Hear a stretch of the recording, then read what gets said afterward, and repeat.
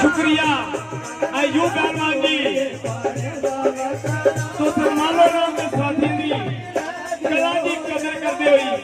हौसला ते हिम्मत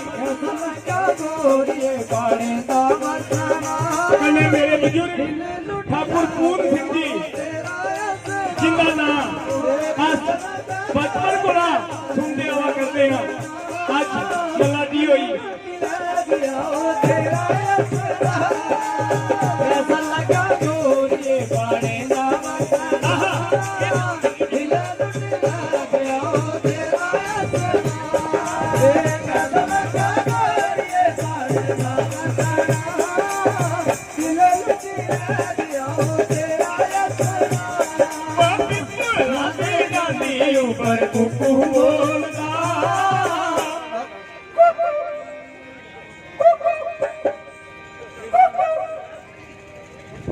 लगदा इस खूबसूरती विच रुचि दा अवे तेरी याद मेरा बाना बोलदा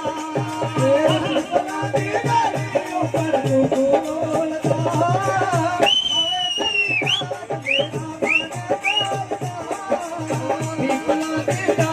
ऊपर बोलदा